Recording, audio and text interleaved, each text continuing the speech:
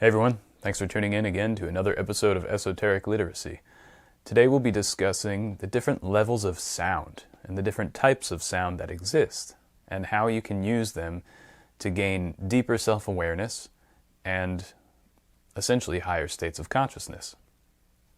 Now usually people will think of a sound, if you hear the word sound or someone talks about a sound, we normally just think about the first layer of sound, which is just the audible things you can hear from your environment through your ears. But there are actually deeper and deeper and deeper levels of sound that you can experience, and they take deeper and deeper states of consciousness to be able to hear them. But it's possible. I grew up as a musician. I'm still a musician, but when I was about 9 years old, I started playing the trumpet. I stumbled upon this phenomenon by accident, essentially, just from practicing the trumpet.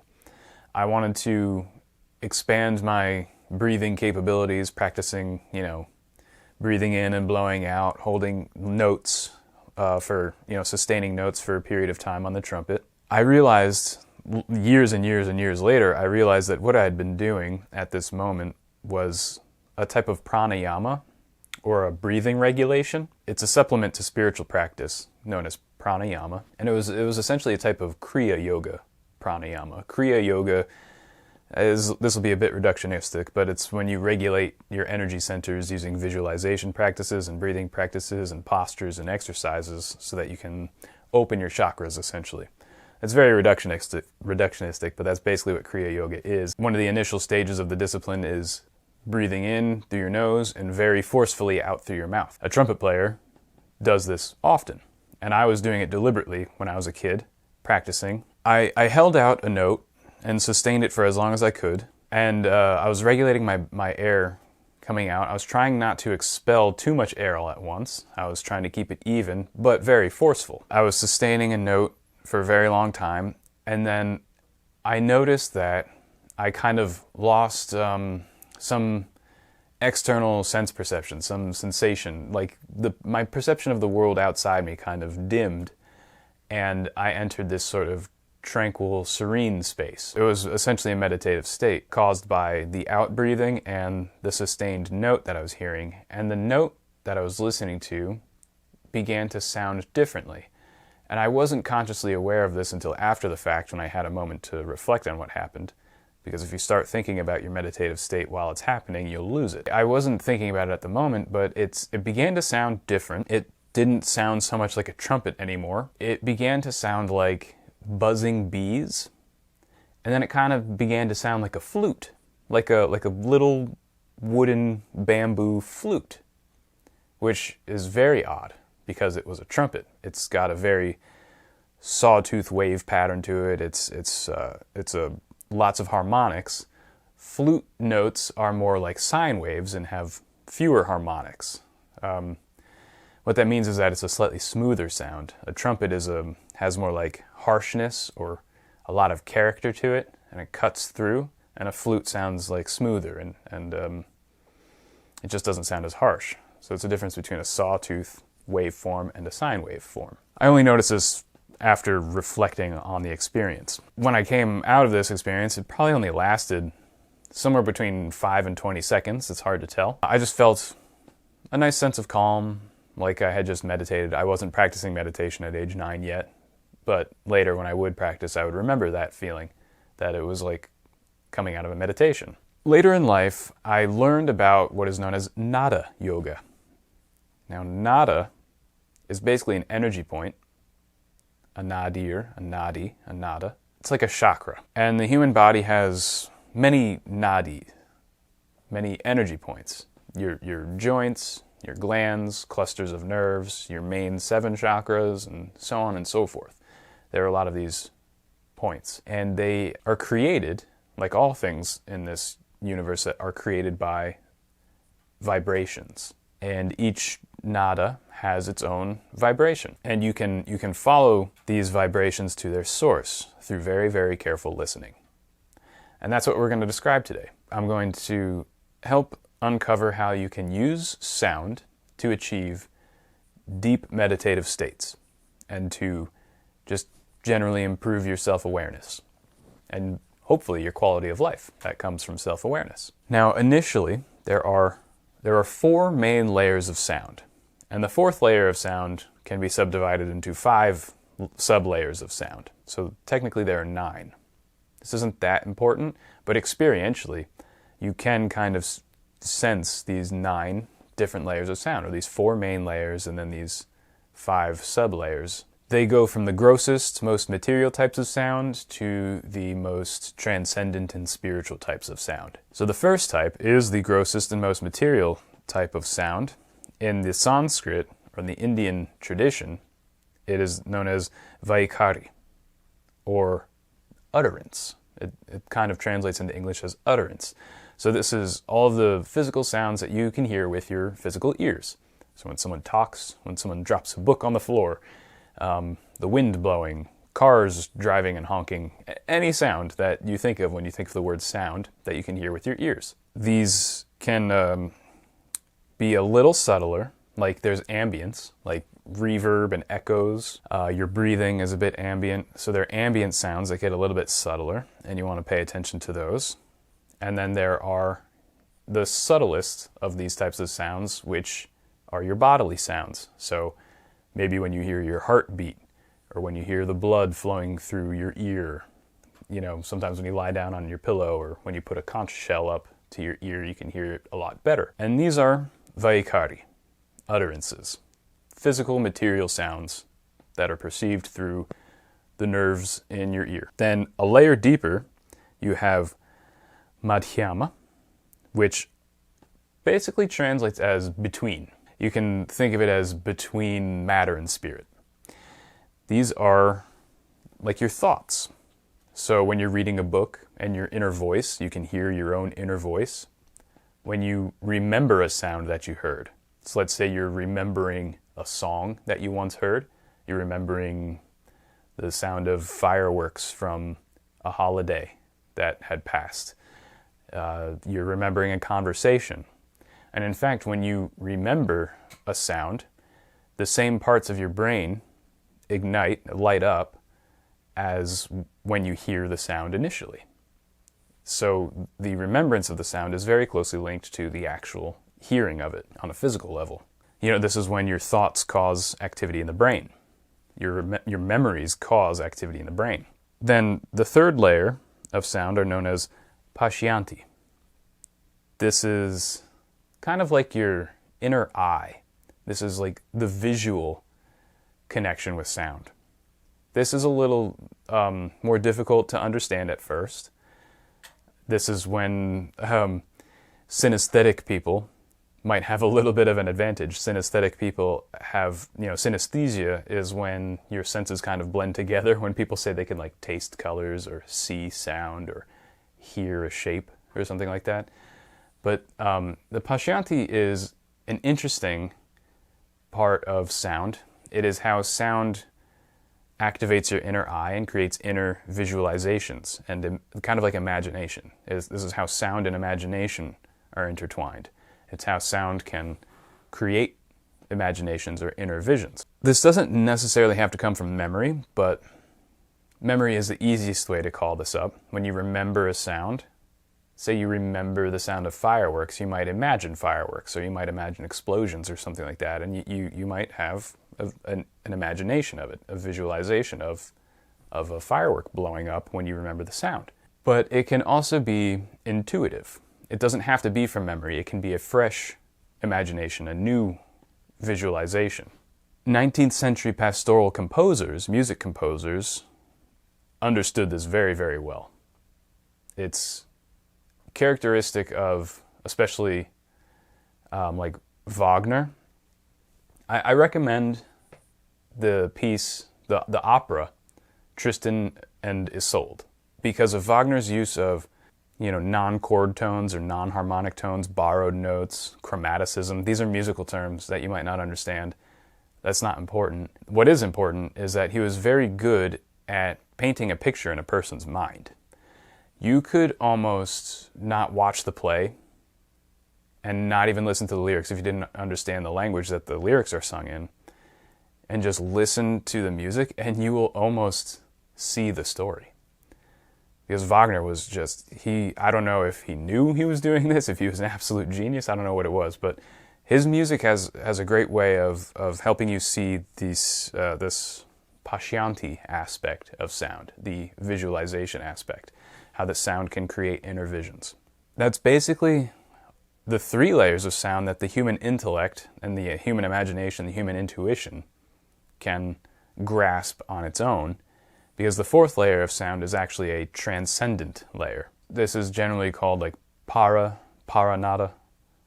Para is Sanskrit. It's also Greek. It's also, it's the word para is in a lot of languages, and it means beyond or greater than. So the para level of sounds are sort of the beyond, the transcendent sounds. These are beyond your memory, beyond your sense organs, beyond your imagination. This is like your innermost perception. It's where your internal sounds connect with the divine. This is essentially impossible to explain, but it can be experienced. And hopefully with the directions in this video, you will eventually be able to experience this layer of sound. Between the Vaikari and Madhyama layers, that's the physical and the mental. So like sounds you hear with your ear and then your inner voice or sounds you remember. You have the sensation of tinnitus, the ringing in your ear, caused maybe by nerve damage or who knows what. Sometimes we just randomly get it for no reason, or subtle reasons that we don't understand. Walking into a magnetic field might give you tinnitus. So there are these like in-between transitional layers between all these. They're not like super hard and fast and distinct, but that's how you can begin to follow from one layer to another. So if you have tinnitus, a lot of people suffer from it. As a musician, I've done a lot of hearing damage to myself over the years. I'm not proud. Always wear your earplugs. Always wear your earplugs. Going to a concert, going to a carnival or a festival, playing with your friends, like rehearsal, just always wear your earplugs. But there is an advantage to having tinnitus. So if you have it, not all is terrible, because you can meditate with your tinnitus and follow it to its source. That's always really interesting. I'll guide you through some instructions for meditation, but first I kind of want to conceptualize what the meditation might be like, what you might experience. But it's very important not to try to seek this experience. Like, part of learning meditation is like, don't be attached to results, don't expect results. Because if you want results, you expect results, you're attached to the idea of getting results, that's going to be a resistance to you. It's actually going to make it less likely to have results. The point of meditation is to be with yourself. There's not exactly a goal in mind. You have the intention and you do have a goal of knowing yourself, right? And it's not just going to happen instantly. It can take you an entire lifetime, maybe even multiple lifetimes. So when you sit down to meditate for the first time, especially with this practice, don't expect results. But telling you what you can expect, don't have expectations, but let me tell you what you can expect. Because these results are replicable. These things have been taught for thousands of years, what you can expect from Nada Yoga. Essentially, everybody has the same experience, including myself. I can tell you about the deeper layers of sound. So when you begin your meditation, you're going to just be hearing the outside sounds. And then you might start focusing on your subtler sounds, like the blood flowing through your ear. Then maybe you'll listen to your tinnitus. And then beyond your tinnitus, you'll notice your thoughts and your inner voice. You'll try not to think. You'll let your thoughts arise and cease naturally, but you'll notice them. There's your inner voice. When you can get beyond those inner thought sounds, then you might begin to see colors, maybe luminous colors swirling around in your inner vision. Those inner colors might be associated with thrummings and vibrations or notes, high-pitched notes even. You might not really notice that because the visualization part is mostly silent. It's mostly light. It's like an inner light. Beyond that, when you get to the transcendent sounds, when you become absorbed in this light, you then might hear those buzzing bees that I told you about earlier when I was playing the trumpet. The buzzing bees might then transform into a flute-like tone. The flute-like tone might transform then at a deeper layer into sounds like harps playing. Like very gently plucked, almost not even plucked harps, but if you could just like take the initial attack, the pluck out of the harp, and just listen to the sustain of someone playing the harp, then beyond that, it starts to sound like bells. These, what I'm describing, from the buzzing bees to the flute to the harps to the bells, these are the 5 layers of the transcendent layer. Beyond the bells, it sounds like thunder, like rolling thunder, constant, deep, infinite, just, it's the Om, you know? It's the primordial syllable. And then the final layer beyond that, which really isn't a sound at all, is the pure silence of the Absolute, just beyond the thunder. I count that as the 5th of the transcendent layers, the silence. But it's not really a sound. It's the absolute silence. That is the transcendent. This is what you can expect, this deeper and deeper and deeper and deeper following of the sound. I'm going to guide you through this meditation, and it's pretty easy. So first, you want to sit comfortably. Some people like to sit in the lotus posture, you know, the traditional meditative posture with legs crossed. And if you can do that comfortably, that is probably good for this, especially if you can get one of your heels underneath and gently pressing, like you kind of want to sit on your heel with like your perineum, you know, your taint, your gooch. You kind of want that pressing against one of your heels. If you can achieve that, that would be good, comfortably. What's most important is that you're comfortable and that your spine is straight up. Sitting in that cross-legged position with your heel in your gooch tends to force your posture, your spine to be straight. It's a very good way of making sure you don't slouch or turn or lean backward or whatever. It's just it's like a spinal lock. It like just locks you in place. If you can't do that, just sitting straight up and down, like if you've seen those Egyptian statues, you know, where just hands flat on the thighs, you know, just knees straight down like you're sitting upright in a chair. That's totally fine as long as you're comfortable, as long as there's no like stress or pain points caused by your posture. If you have stress and pain points in your body for other reasons, obviously that's something else. But none of these stress and pain points should be caused by the posture itself. Maybe put some lumbar support like a pillow, spine straight up, nice and comfortable. When you're symmetrical, straight up and down, comfortable, you start breathing in. Maybe a good thing that you might want to do, which can help, is to actually put in hearing protection or like earplugs to help block out outside sounds or to only allow you to hear outside sounds just a little bit. Or if you don't want to do that, that's fine too, because you can use the outside sounds as the first step. And you want to just breathe in and out. If you want to breathe in through your nose and out through your mouth, that's okay. Or in through the nose and out through the nose, that's fine too. Generally, you do want your tongue to relax but be touching the roof of your mouth. And you want your lips closed and your teeth closed but not tightly, don't clench them. Or you can leave your teeth hanging gently open. But you want to be relaxed, especially up here, because there's a nerve that goes around your jaw and into your inner ear. This is a very important nada, a very important channel of divine light. It's one of the overlooked chakras. It's not one of the 7 main ones, but this nerve is very, very useful for this type of meditation, and you'll get in touch with it automatically. And you just breathe in a few times, and this is where you have to essentially have 3 distinct centers of attention that you must learn to develop.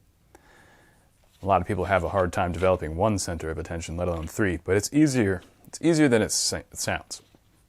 You have your heart center, your ajna, or your third eye, and the part of your consciousness that perceives these different layers of sound. Your I, yourself, I don't know what you'd call it. They're the Atman.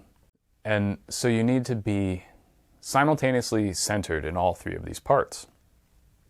And there's an easy way to do that. For your heart center, which is the first one you should bring your attention to, you should feel a sense of warm, unconditional love for yourself. You just want to fill your chest, your heart center, with this sense of warmth and love. Unconditional love, that you're just fine with who you are and where you are and what's happening, and you don't have a care in the world, and you're just centered and serene there. And you can just imagine just a warmth there. The second center of attention is your third eye, and with your eyes closed, you could even look up with your physical eyes, sort of toward your brow, but with your eyes closed. And that can just automatically bring your mental attention to that. So you have a soulful attention in your heart space, and you have a mental attention in the middle of your brow. So those are two different types of attention, and you can experience them simultaneously with practice. The warmth in your chest and just looking up at your brow and sort of thinking about your brow. Don't think too much, because this is going to be a meditation, and part of the object is not to think. The last center of attention basically begins with that nerve I was telling you about. It's essentially just your ears. The center of attention that is like your inner ears that can hear sounds. That's where it begins. But it ends in the Atman. When you follow the sounds into those deeper, more and more internal layers, that attention moves from your physical ear, automatically following the sounds back to their source, and that center, that third center of attention, eventually it goes with the deeper and deeper levels of sound to the transcendent levels. So that center of attention moves automatically with the way you are paying attention to sounds. While sitting, while eyes closed, heart, soulful attention here, warmth, unconditional love in your chest, mental attention in the middle of your brow. Listen to the sounds that are outside of you. If you're in a quiet room, maybe you have a radiator, it's in the middle of the winter right now, maybe the radiator is crackling or hissing as the heat is coming out. Maybe you can hear an airplane flying overhead. Maybe you can hear cars honking or the bustle of a city outside. Maybe you can hear, if you live in an apartment complex, people listening to music or cooking dinner or having conversations close by. Car doors closing in the parking lot. Wind blowing. A leaf blower, a lawnmower. Now, pay closer attention to the sounds of your own body. Listen for your breathing as it goes in and out. How does that sound? Listen for your heartbeat. If you can hear it, you might not be able to. If you have earplugs in, you might be able to hear your heart beating. You might be able to hear the blood rushing in your ear. You might be hearing a little tinnitus, a little ringing. Be with that ringing. Don't forget to be heart-centered and brow-centered, soulfully, lovingly heart-centered, mentally and intellectually brow-centered. With that third, paying attention to the tinnitus, or the blood rushing in your ear. If you don't have tinnitus, just don't pay too much attention to what you're hearing anymore. Now you're probably hearing your own thoughts. You're worried about paying a bill. You forgot to do something at work today. You're annoyed with someone. You're thinking about a TV show that you saw or that you want to see. You're thinking about something that you want to say to your friend. Don't fight these thoughts. Just let them go. Notice them. Listen to them arise. And just notice them. Remember. Bring your attention back to your brow, back to your heart. And just remember that you're meditating. Don't fight the thoughts. Let them arise and cease on their own. And notice that you can hear these thoughts. What is the texture of that sound? Your inner voice. We know sounds have to vibrate for us to hear them. So what is the nature of the vibration of a thought? If a physical sound has to vibrate, do thought sounds also vibrate? Try and feel the texture of the vibration of your thought. With the mental attention in your brow, the soulful attention in your heart, do your thoughts vibrate? What is the texture of that sound? But don't think too much. Let it go. And deeper, now you might see some swirling colors. If your thoughts are quiet enough, you might not get to this point today. This takes diligent practice and repetition. Sometimes you might not get past the thinking, the listening to your thought stage for a few days, a few weeks even. But eventually, you'll learn how to let your thoughts come and go. As they peacefully go, you'll realize they arise less and less. And maybe you'll get a couple of minutes where no thoughts arise at all. When you achieve that, a new type of sound comes up. This is the visual sound. The sound that is essentially silent. And you might just see swirling colors in your mind's eye. Pinks and greens and blues and purples and reds. Other colors.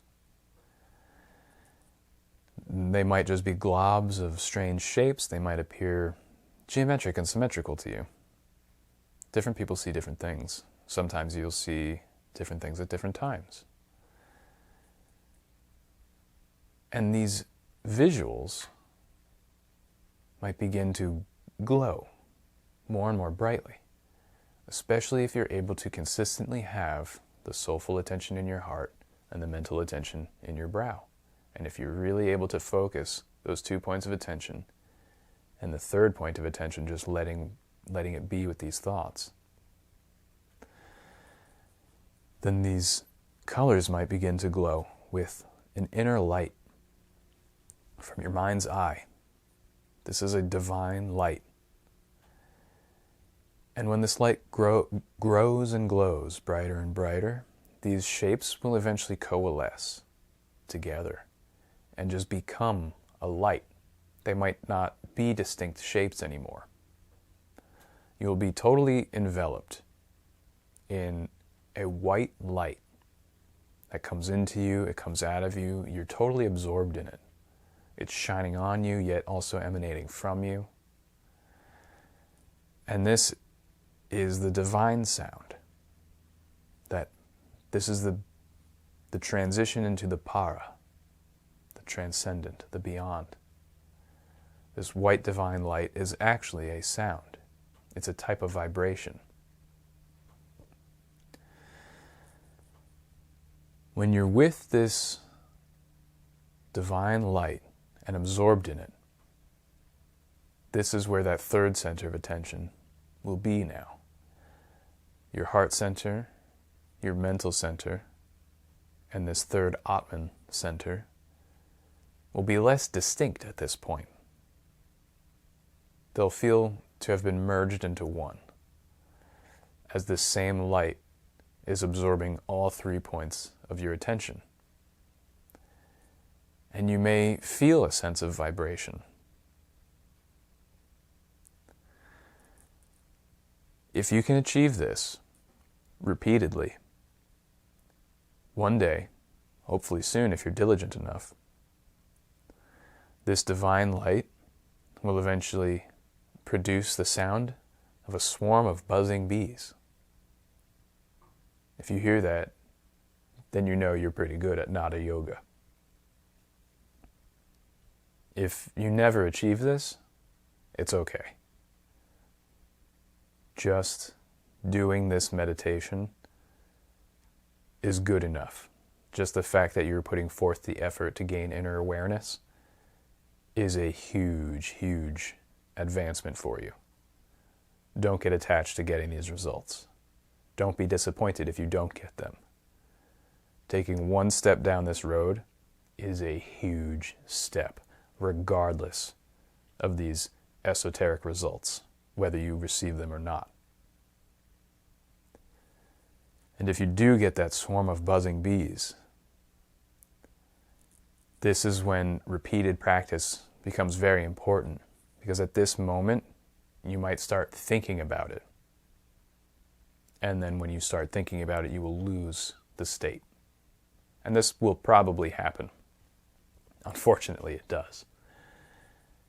But this is why you repeat it over and over again until you can be with it without thinking about it. The buzzing of bees will transform into the sustained sound of a flute. The flute becomes the flute becomes harp-like sounds first. Then the harp-like sounds become bells. The bells become rolling thunder. That is also a very distracting stage. Even the bells can be distracting, because one thing about the bell phenomenon is that people tend to stop there. The buzzing of the bees gives you this incredible tranquil feeling. The flute gives you a warmth, like that spiritual warmth feeling that mystics like to go after. And the bells connect you to non-human beings. It's the layer of reality where, like, angels live, if you'll forgive the term, devas, even ancestors or highly developed individuals who are no longer human, or entities that never were human. This is the layer of reality that some people refer to as heaven. That's why bells are so much associated with certain spiritual disciplines, why there's so much ringing of bells in all these different religious traditions. Because a lot of people will get to this level of meditative state and be satisfied with it. They don't need any more than it. To them, it's good enough. It's a high enough state that will deeply improve their lives, give you a deep, divine sense of connection.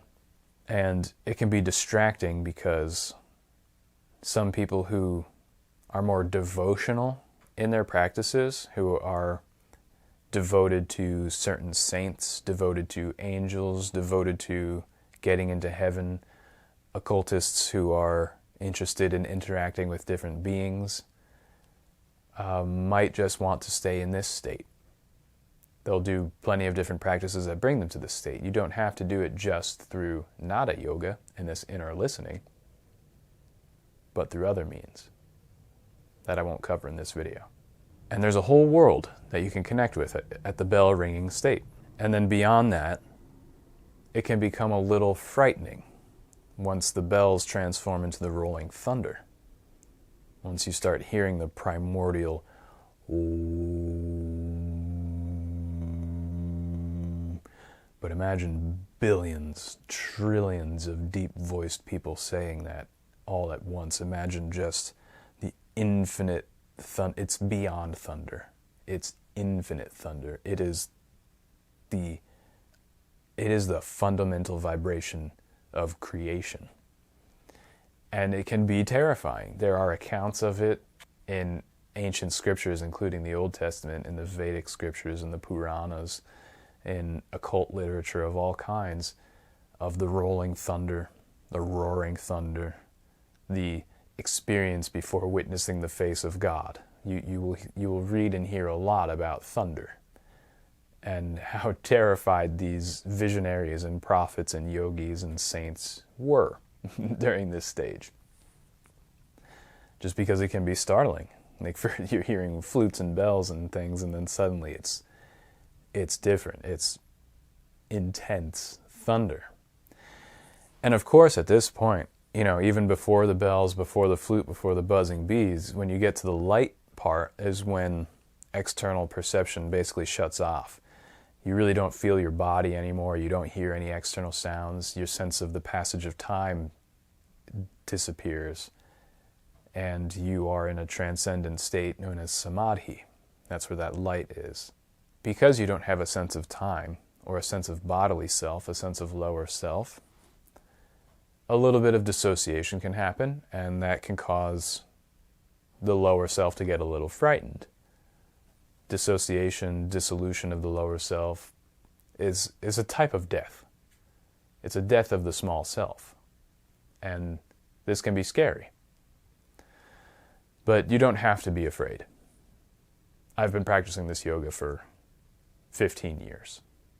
And it's fine. You'll get over the fear. This is, again, where repetition comes in. So if you can get to the rolling thunder stage and just be with it, don't think about it. Again, if you get to the rolling thunder stage, you're definitely not thinking. At first, it'll probably push you back. It'll snap you out of your meditation, and you'll stop for the day. And that's fine. Take a day off, take a few days off, take a week off, eat some greasy food, ground yourself. It's totally cool. It's part of the process. But after deliberate, repetitious practice for weeks, months, years even, the fear will disappear. You'll become excited. You'll look forward to this practice. And you'll get past the thunder. And when you do, even the light disappears. And you are enveloped. This is going to sound scary, but it's not. I recommend watching the first season of True Detective on HBO. Because the character played by Matthew McConaughey, near the end, when he's out in the hospital talking about the night sky, talking about his experience, his near-death experience. I don't want to spoil it for you because it's beautiful, but the way he describes it is spot on. I have a feeling that the writer of this show had experienced this state of consciousness. So if you just watch that show. Great show. My favorite thing in filmmaking. The first season of True Detective is just brilliant. It's dark and scary, but it's absolutely brilliant. And he describes it so perfectly. I think Sadhguru describes it very well as well. He has the Shiva worship thing going on. He considers the Most High absolute in the form of Shiva. This is where a lot of people go, this is my opinion, this is where a lot of people go wrong in their spiritual practice.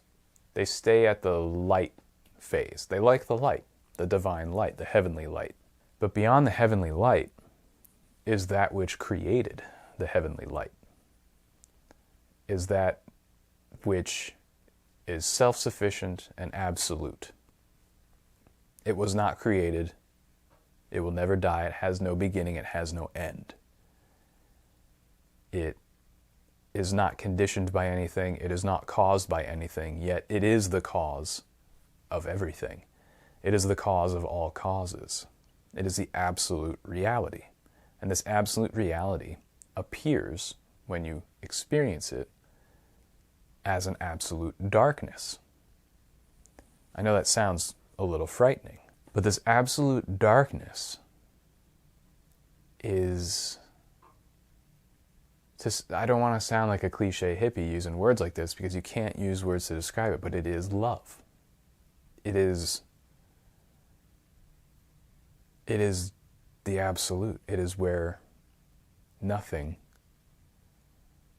not even a thing, no thing is still a thing. It's beyond nothing. And it is ultimate peacefulness. It is the origin of reality. And it's been my experience, perhaps because I am a musician, that Nada Yoga has been the most effective way for me to get to that state of meditation. There are many paths to the absolute. This is one of many, maybe even thousands, who knows how many. So if you enjoy sound, vibration, if you think in terms of sound and vibration, this meditation is probably very good for you. And there are books on Nada Yoga. You could get some of these books, or just try to follow the instructions I gave you here. And you will be successful. It's a simple practice. It's simple, but it can be difficult at first, because it needs repetition, and it needs those 3 points of focus, those 3 separate points of awareness that eventually merge into one point of awareness, which eventually expands and, transcends itself into the absolute.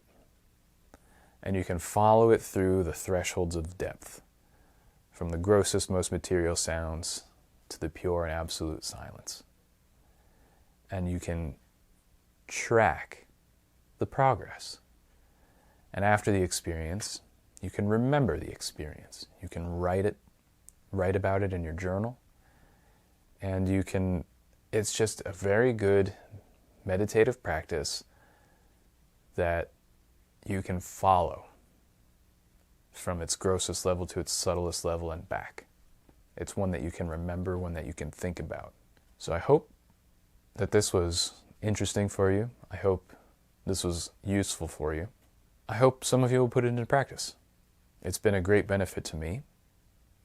It has enabled me to gain a depth of self-awareness that would have been difficult, very, very difficult to achieve otherwise. So thank you for joining me. It was great having you with me. I look forward to seeing you again. If you'd like more content like this, you can like the video, you can subscribe to my channel. I'm going to try and update the channel more regularly. I'm just very grateful for all of your support. I really enjoy all the emails that you send me. I have correspondence with a few of you, and you're very, very interesting people.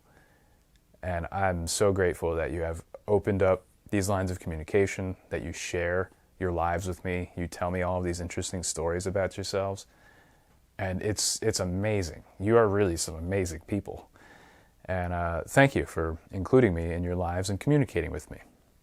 So I will see you next time. I hope you have a great day. Bye for now.